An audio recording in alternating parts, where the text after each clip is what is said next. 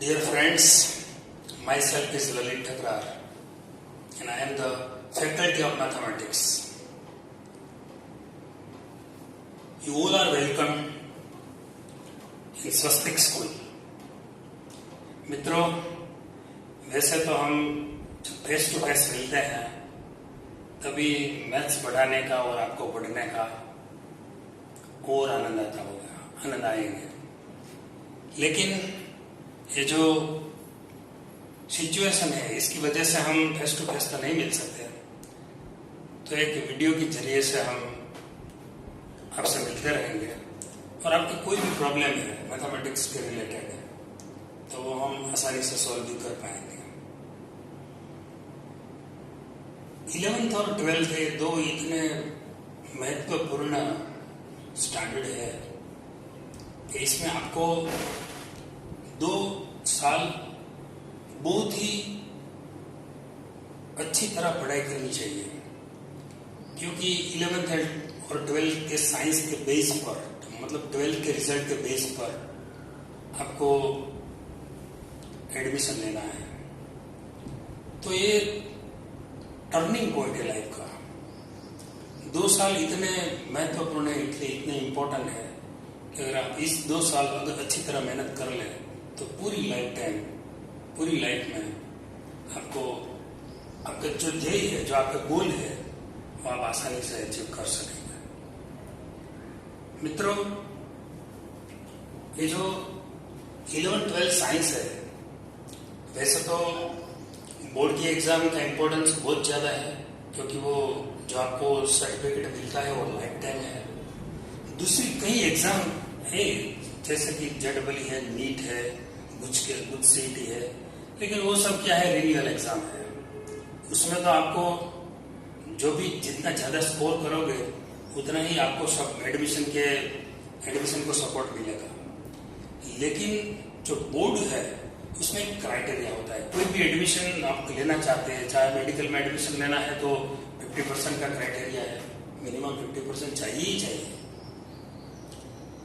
अगर एडवांस में जाना है ए ग्रुप के थ्रू, आप जेडबली मेन क्लियर करके आप एडवांस में एडमिशन लेना है, एडवांस अपीयर करना चाहते हैं और आईआईटीज में एडमिशन लेना चाहते हैं, तो आपको 75% का कट ऑफ या 75% 12th में लाना पड़ेगा, तभी जाके आप जेडबली एडवांस क्लियर करके आईआईटीज में एडमिशन ले पाओगे। तो मेरा आपसे अनुरोध है कि आपको इन सब कॉम्पिटिटिव एग्जाम के लिए 11th और 12th दोनों का अच्छी तरह अध्ययन करना चाहिए, और बोर्ड के लिए तो सिर्फ 12th ही काफी है। तो 12th की बात तो हम बाद में करेंगे। आज तो हम 11th और 12th में जो मैथमेटिक्स में कितने पोर्शन आपको पढ़ने में आएगा उसके बारे में आपको मैं बता दूं। जो टोटल कॉन्सेप्ट है, टोटल पार्ट्स है, वो there are 6 parts. First one है कोऑर्डिनेट ज्योमेट्री।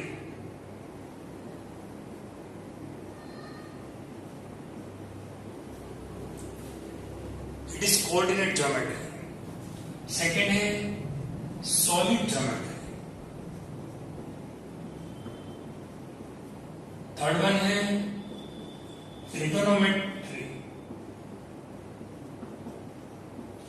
आप लोगों ने ट्रिगोनोमेट्री का थोड़ा बहुत अभ्यास किया है लास्ट स्टैंडर्ड में, प्रीवियस स्टैंडर्ड में, लेकिन जो आपने सीखा है वो सब ट्राइंगल के बेस ट्रिगोनोमेट्री का अभ्यास किया है। यहाँ जो हम अभ्यास करने वाले हैं वो फंक्शन बेस्ड है, तो वो ज्यादा इंटरेस्टिंग भी है और ज्यादा एप्लीकेबल भी है। जो आप फ्यूचर में इंजीनियरिंग में एडमिशन लेंगे तो ट्रिगोनोमेट्री का जो भी ज्ञान है वो आपको बहुत ही काम में आएगा, बहुत ही यूजफुल होगा। तो ट्रिगोनोमेट्री है वो बहुत ही अच्छा पोर्शन है। फोर्थ वन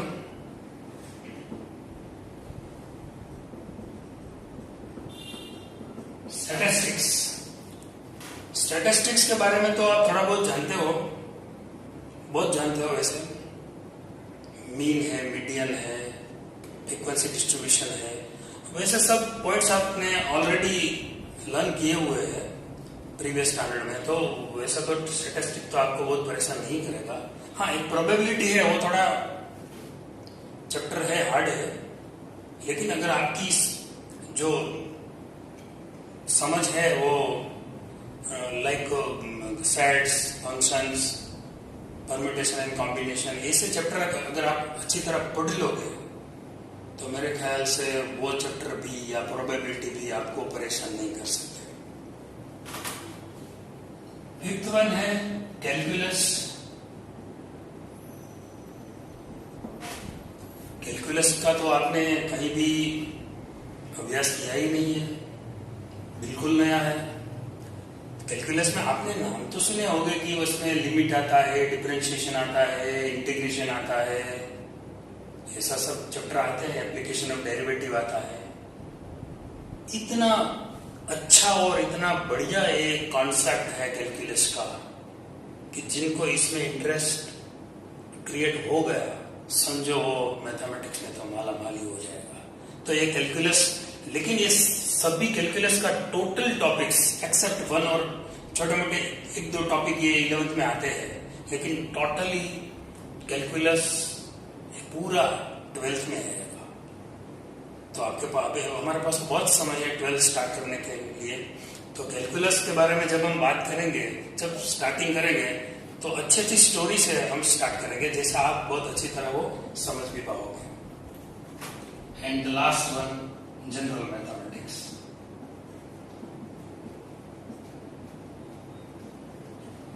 जनरल मैथमेटिक्स में बहुत सारे टॉपिक्स आते हैं, जैसे सेट्स है, फंक्शन है, कॉम्प्लेक्स नंबर है,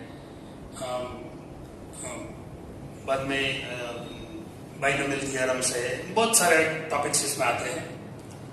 तो जनरल मैथमेटिक्स से ही हम शुरू कर रहे हैं, क्योंकि ज्यादातर टॉपिक्स जनरल मैथमेटिक्स का 11th में ही आता है। तो हम जनरल मैथमेटिक्स का जो पहला चैप्टर है वो है सेट्स, तो हम सेट्स से स्टार्ट करेंगे।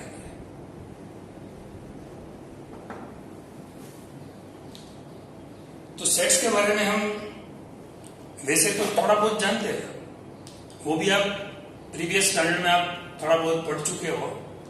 What is set? मित्रों, सेट की कोई डेफिनेशन नहीं है, लेकिन हम इतना कह सकते हैं कि set is the well defined collection of objects और मेंबर्स और numbers. Set is the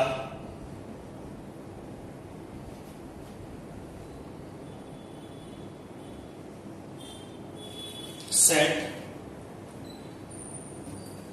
is the well-defined objects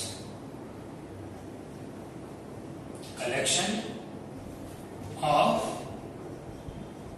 well-defined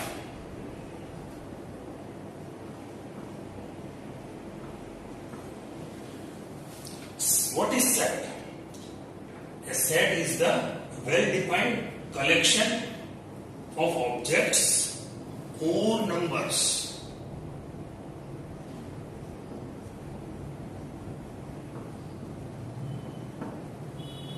Well-defined होना चाहिए।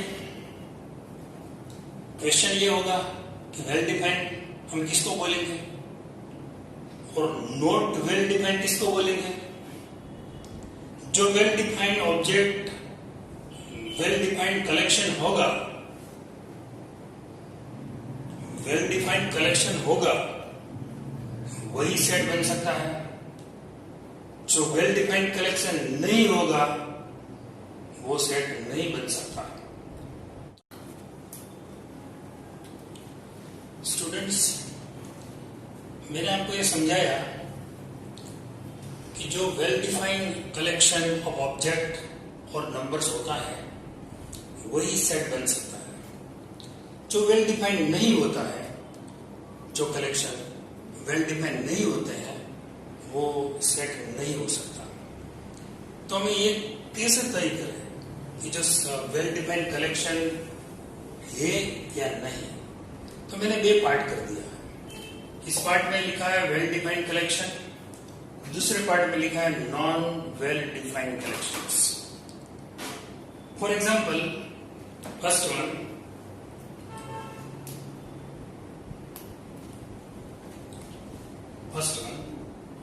a group of students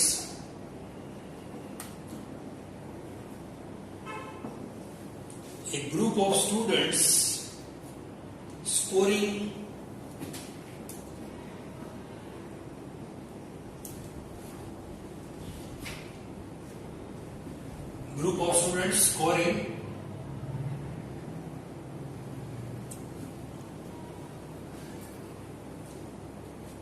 more than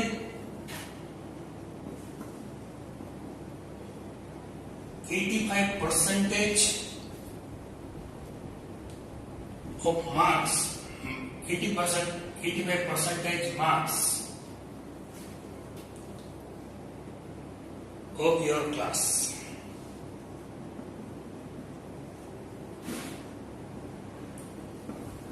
A group of students scoring more than 85% marks of your class. क्या आप कह सकते हैं कौन कौन से स्टूडेंट्स ने 85% मार्क्स कवर किए हैं और मोर देन 85% मार्क्स कवर किए हैं? यस। अगर मैं सबको पूछ लेता हूं कि जिस बच्चे ने 85% के ज्यादा मार्क्स कवर किए हैं वो सब बच्चे खड़े हो जाए तो डेफिनेटली हम वो काउंट कर सकते हैं, लिस्ट बना सकते हैं, तो ये वेल डिफाइंड हो गया। It is a well defined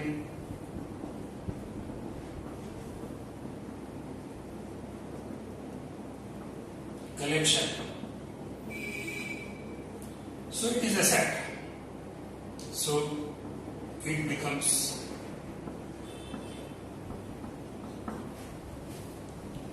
लेकिन दूसरी तरफ में ये बोलूं कि एक ग्रुप ऑफ इंटेलिजेंट स्टूडेंट्स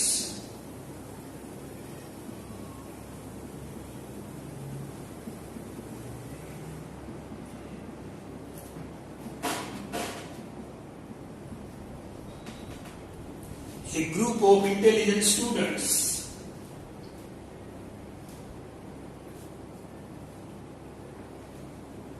अब आपको मुझे ये जवाब देना है कि group of intelligent students this a well defined collection और नॉट। तो इसमें तो एक तकलीफ क्या रहेगी कि इंटेलिजेंट की परिभाषाएं अलग अलग होगी। किसके बारे में आप इंटेलिजेंट बात करेंगे?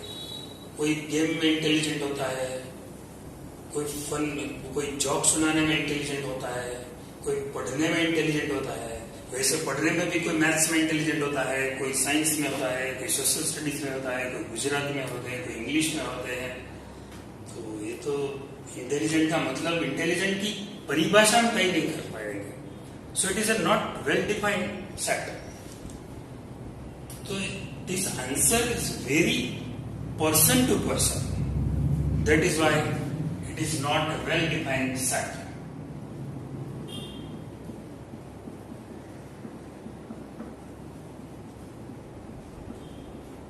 Well defined collection, hence it is not a set.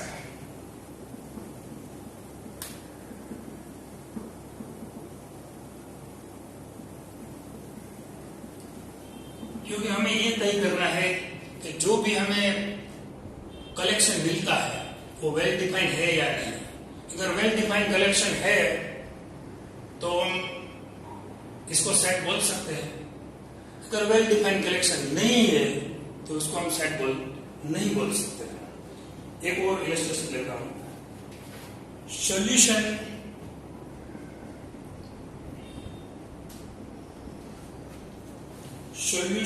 Of equation,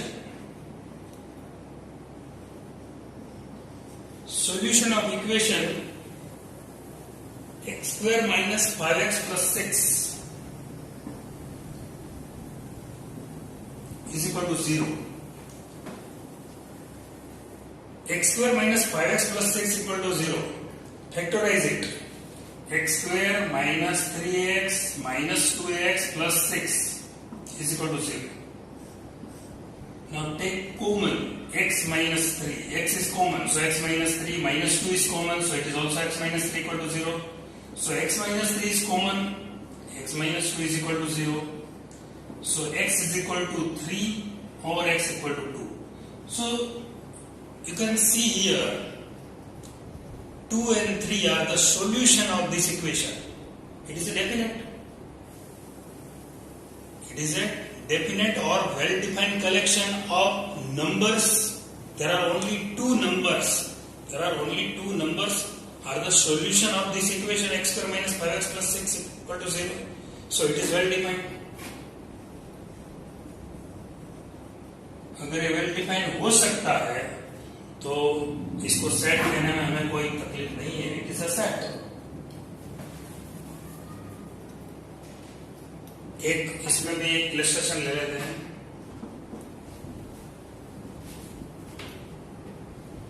group of pretty girls.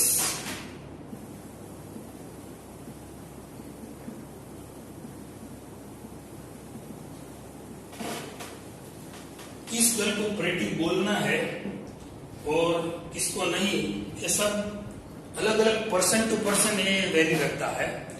कोई किसी को एक लड़की अच्छी दिखने में लगती है तो किसी को ये अच्छी नहीं लग सकती. तो ये वेल डिफाइंड नहीं है. So this it is not well defined collection. So it is not a set.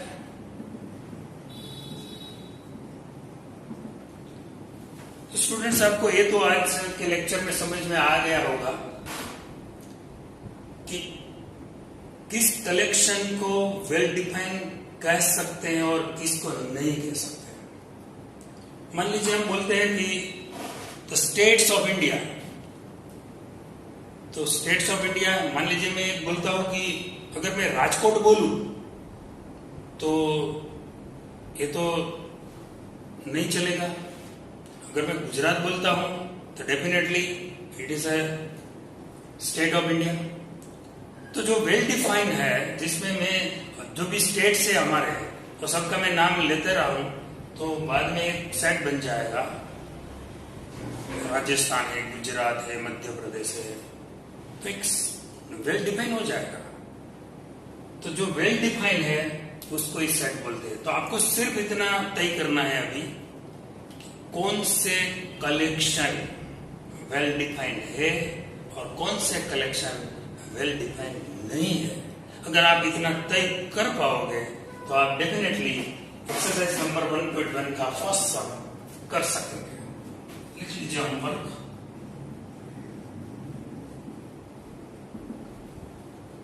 Exercise number 2.1 some number 1.